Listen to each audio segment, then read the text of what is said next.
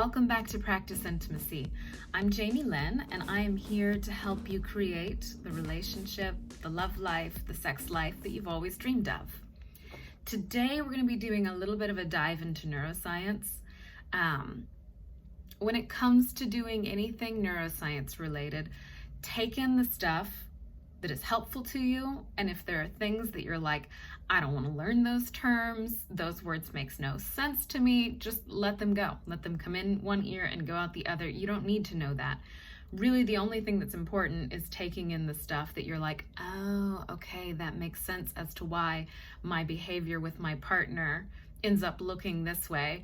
My brain is involved in that, and there's no way I would not act in this way because it's how my brain evolved. So we'll do a little bit of neuroscience, terminology, explanation, and then just a tiny bit of how this applies to your life and your relationship. So let's jump in. What I want to talk about is neuroception.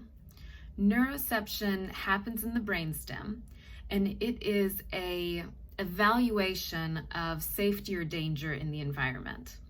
And what's happening is 4 times every second, my brain is checking my environment and asking, is it safe? Is it safe? Is it safe? Is it safe?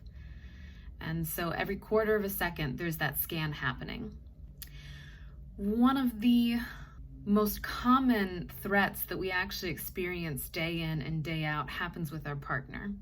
So when you create a secure relationship with someone, when you fall in love with someone, there is always a little bit of a threat danger that they're going to leave, or that they'll be upset with you, or that there's some kind of conflict happening between the two of y'all that does not feel good, and the system registers that as danger. And when we move into a space where our brain is picking up danger, then we actually have a couple of different responses to that. And what I'm going to explain is the different responses we have when we're in danger mode and the different responses we have when we're in safety mode. And because I am a visual person, I am going to use this lovely visual as we go through this, okay? So bear with me as I find a way to draw on this and still be with you. So again, this is about neuroception, and down here at the bottom,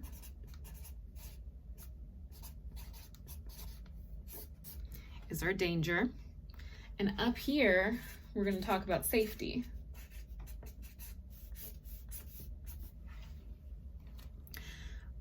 The research behind this particular way of thinking about neuroception comes from Stephen Porges in particular. He is the one who came up with Polyvagal Theory. And then there's a little bit of work in here from Bonnie Badenoch, but the person who came up with this lovely visual, her name is Jules Shore. She is a therapist here in Austin. She is my mentor, and she is the most brilliant person I know working in trauma recovery today. She's also an amazing couples therapist. If you're interested in checking her out, I have a link below for her website. And then also the two of us are doing a training together soon about boundaries. I've linked that below too if you're interested. But let's talk about this. So when we're having any kind of danger or threat response, there is a particular part of the brain and body that is activated. It is the vagus nerve, and there are different pieces of the vagus nerve. So when I think about the nervous system, there's the sympathetic nervous system. It creates activated energy, where my blood's going to be pumping faster, my muscles are going to be getting ready for movement, there's going to be a motivation to do something, and my body's engaged to propel me towards some action. Whereas the sympathetic nervous system the parasympathetic nervous system. Sympathetic nervous system up, parasympathetic nervous system down. It down regulates. So it brings everything into a little bit more of like a soothing, calm space. The vagus nerve is part of the parasympathetic nervous system. And there's the dorsal vagal complex,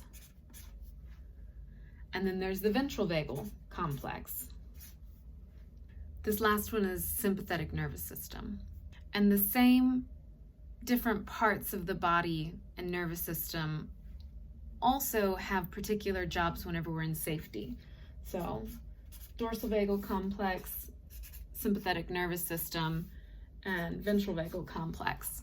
Each one of them does something when they're activated, and I'm going to explain what they do in each mode, either neuroceptive safety or neuroceptive danger.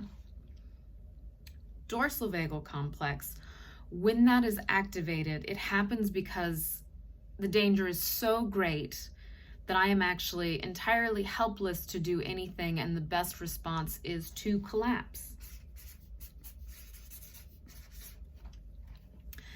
This is an incredibly useful response to huge danger threats.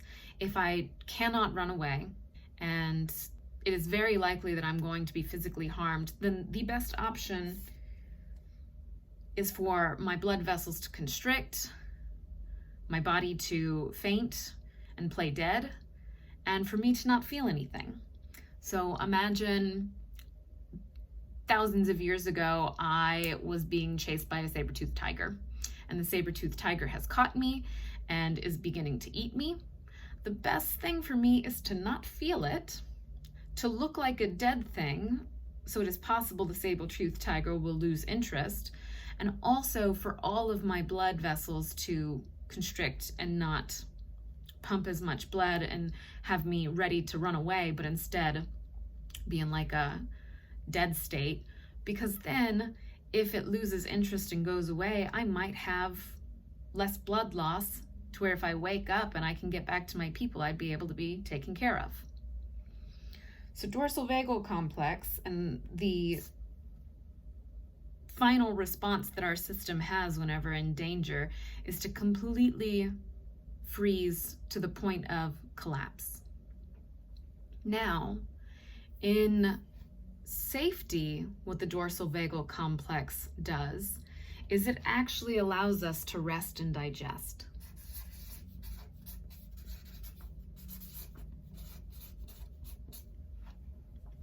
In this space, what happens is I would be able to go to sleep. I would be able to relax enough to where my body can take in nutrients. And so it's the same internal mechanisms, the dorsal vagal complex, but the difference in its function whenever I'm in safety or danger changes. Next would be sympathetic nervous system activation in the face of danger. Most people are aware of this one. This is the fight or flight mode.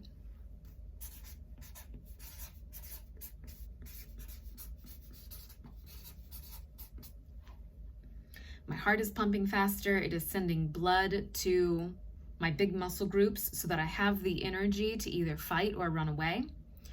And it stops all the processing of digestion in my belly, and instead all of the focus is just on activating my body to use a big amount of energy to get me out of danger in whatever way possible. When the SNS is activated but we're in safety, what that looks like is actually play.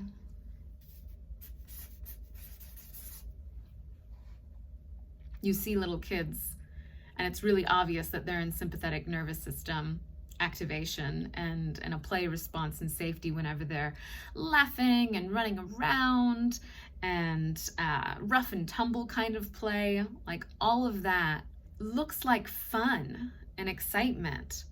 But if you were to change things and there was a sense of danger, it could easily turn into fight or flight. I remember whenever I was little, my sister and I used to roughhouse, and we'd be playing and laughing and like rolling around and wrestling each other. And then my dad would always say at some point, somebody's gonna get hurt.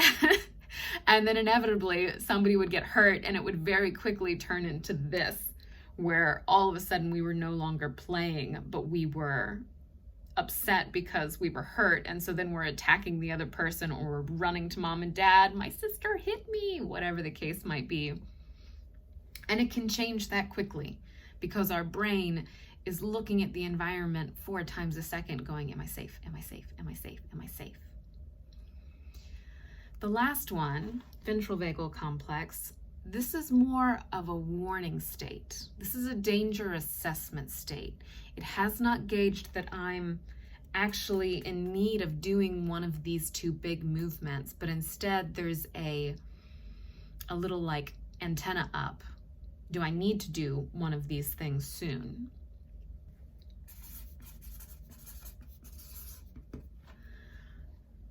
The thing that can send us as human beings into a warning state is actually perceiving either judgment or agenda from the people around us.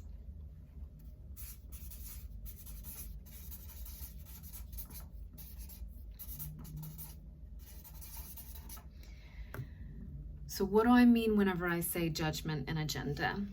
I'm going to put this down while I explain this bit. Judgment, most people are familiar with. Judgment is when you either assess somebody else or yourself as negative and other than the in-group. So let me give you some examples of judgments that would set a person off. In a larger group context, judgments might be things like, that person's a little weird, or that person looks shady, or what if they judge me because I'm not dressed the right way, or I don't look the right way, or I'm a female in a group full of men. In relationship, judgment's a little bit differently. Judgment looks a little bit different. It might be that my partner judges me in a moment for loading the dishwasher wrong, or I'm in judgment of my partner in a moment because they said something that I didn't like. Judgment sends us into a warning state where the perception is I'm no longer safe because this person is other, or I am other, and something bad might happen because of this. Either I will be cast out, or I can no longer trust this person, whatever the case may be, because the judgment could be about myself or someone else. Agenda is if I move into a space where I want somebody to act differently or think differently than they do now. I have an agenda about what I want, and there's a part of me that wants to impose it on the other person. So maybe I have an agenda of teaching my partner the right way to load the dishwasher. My partner is actually going to experience that as neuroceptive danger because I'm in neuroceptive danger at that moment. I'm in a warning state because my partner did something wrong and I'm going to teach them the right way to do it. And that's judgment and agenda, this warning mode that we get into. If we were in safety, and the ventral vagal complex was activated, then what would actually happen is connection and bonding.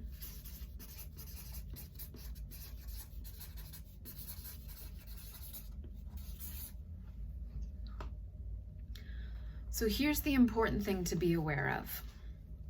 It is physiologically not possible to do the activities present in the safety space if I'm in danger.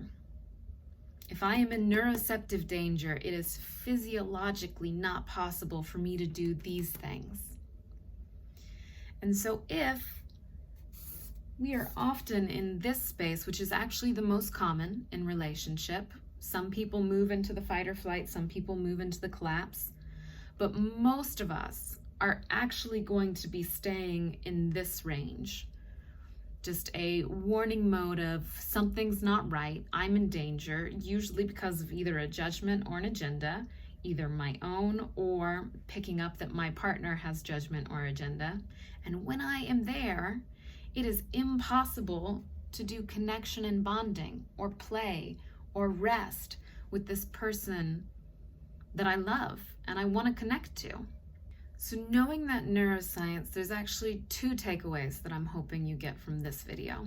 And I intend to do more videos where I go a bit more in depth into all of these different ways of responding to safety and danger, but in particular this one because it is so common in all of our lives. But today, the two things that I'm hoping you'll get from this video are, one, it is normal to move into any one of these reactions. We are evolutionarily built to protect ourselves. And the different ways we do that are first by moving into a warning state. Then if there's big threat and I have an automatic response that I could do fight or flight, then I'm going to move into fight or flight. Or if there's so much danger that there's no way I can do fight or flight, then I'm going to move into collapse. And each one of these is what your system believes will be most helpful to your survival in that moment. It is a good thing that our bodies can move into these different spaces, even though it's really unpleasant when we're in there. This is life-saving. This is pleasant. Being in safety feels great, but the world can be a dangerous place, so it is necessary that we have these systems, and knowing that any one of us can move into them when in threat is important to know. It's just good to be aware of. It can give you some compassion and kindness towards your body's survival mechanisms. The other thing that I'm hoping that you take away from this video is actually about agenda and judgment. So if it's not possible to do connection and bonding when I'm in agenda or judgment, then it becomes essential to know when I'm in those spaces. When I've moved into neuroceptive warning mode, I'm in either agenda or judgment, and I am creating a space, an environment in my relationship that is going to be triggering. I don't know if I said this already, so I'm going to say it now. People move into neuroception together. So if I am picking up threat in the environment, then my partner's nervous system is going to be cued into that, because it is important to know if there's threat in the environment. And we are social creatures, so our alarm bells actually look at each other to gauge what's happening around us. And so if I'm moving into neuroceptive danger, agenda, judgment, fight or flight, collapse, any of these spaces, my partner's nervous system is actually going to move into that space with mine, unless they have ways of intentionally keeping themselves out of it. So I'm thinking about my therapy practice. Like, I have worked to be in neuroceptive safety as my clients are experiencing neuroceptive danger. And in that space, I'm actually attempting to pull them in the direction of my nervous system, where I'm holding safety, and I'm hoping that they can move towards me by experiencing safety in the environment of my office. But in relationship, where we aren't trained to stay in neuroceptive safety, most of us get pulled into danger mode. And then what happens is we feel on edge. We feel like we're walking on eggshells. Fights break out, and we don't know why they even started, because we were just talking about what movie we were going to watch tonight. And people don't understand that they're related. And so what I'm hoping you will get from this is the understanding that your nervous system affects the way you interact with the world. And by being aware of when you're in agenda or judgment, you can affect your relationship. You can create more safety and calm and connection and play in your relationship by knowing this information and finding ways to shift it. This ended up being a long video, so I won't go into any more details about this today. But my suggestion is to check out some of my other videos to learn ways to shift out of danger mode and more into safety. In particular, you can look at any of the mindfulness practices, or you can look at the breath practices, because breathing quickly and efficiently activates the autonomic nervous system to where you can soothe yourself and calm the brainstem as it's looking around the environment for danger. I hope you enjoyed this. Please ask me questions if there's anything you're like, I don't quite get this part. I love talking about this stuff, so any questions that you have, please share them. Remember to like this video and subscribe to my channel, and I'll see you in the next video. Bye for now.